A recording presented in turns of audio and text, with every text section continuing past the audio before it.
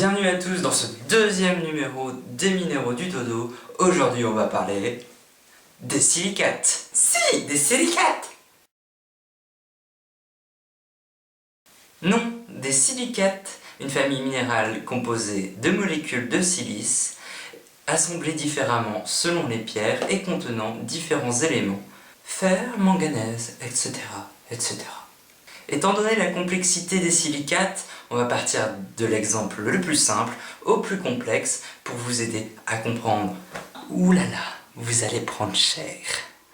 Mais non, vous allez voir, les silicates comprennent de superbes pierres, de l'émeraude à l'aigle marine, du grenat au topaze, en passant par l'olivine, la tourmaline et le talc. Venez découvrir avec moi les merveilleuses pierres de la famille des silicates. Pour commencer, les silicates sont composés de silice. Tout est lié. Et selon l'arrangement des molécules de silice, cela donne de nombreuses familles et de nombreuses pierres différentes. Les silicates, ça pèse. En effet, ils représentent plus de 60% de la masse terrestre. Et comme la masse continentale pèse 30 milliards de tonnes, on peut estimer qu'il y a au minimum 18 milliards de tonnes de silicates. Eh ouais, rien que ça.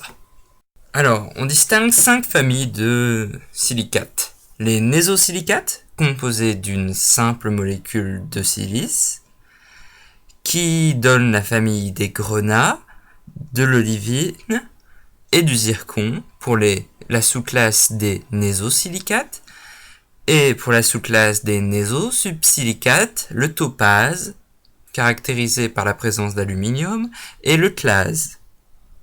Voilà quelques images. La deuxième famille est celle des sorosilicates, composée de 2 molécules de silice opposées symétriquement par une molécule d'oxygène. Alors, il n'y a pas de pierre connue, cependant, on note la présence d'une pierre à un nom rigolo, la pistachite. Et ouais, la pistachite. Les mecs se sont dit, oh regarde, ça ressemble à une pistache. Bon, bah voilà, c'est assez drôle. Alors, la troisième famille s'appelle les cyclosilicates. Elles tirent leur nom de leur structure en forme d'anneau. Mon précieux. Non, pas ces anneaux-là. On peut bien dire mon précieux, parce que c'est là où se trouvent les variétés de silicates les plus précieuses. Le béryl. Donc, tout le monde connaît l'émeraude, eh bien c'est un béryl, mais il y a aussi la morganite, l'héliodore et l'aigle marine. Ensuite, dans la même famille des cyclosilicates, nous avons la tourmaline et le dioptase, qui sont aussi de très belles pierres.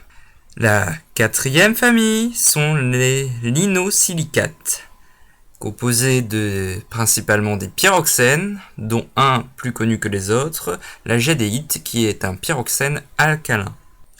La cinquième famille sont les phyllosilicates, dont la pierre la plus connue est la serpentine et le talc. La serpentine sert à faire des couteaux, des manches de couteaux. Et la dernière famille, je viens de me rendre compte qu'il y en a en fait 6, s'appelle les tactosilicates et sont en forme de sphères composées de différentes molécules de silice. Les tactosilicates ont 3 pierres connues, la labradorite, l'orthoclase et la lazurite. Vous en apprenez des noms. Voici maintenant quelques photos des familles que nous avons nommées. A noter que pour chaque famille, je n'ai fait qu'énoncer les pierres les plus connues. Il en existe bien d'autres. Voilà, c'est tout pour cette vidéo. J'espère que ça vous a intéressé. Si vous avez aimé, n'hésitez pas à vous abonner, à laisser un pouce vert et à partager. Si ça vous a vraiment intéressé, il y a dans la description quelques liens intéressants que vous pourrez lire. Et je ne sais pas si vous avez remarqué, mais la vidéo est cette fois-ci un peu plus courte et il en sera de même pour les suivantes.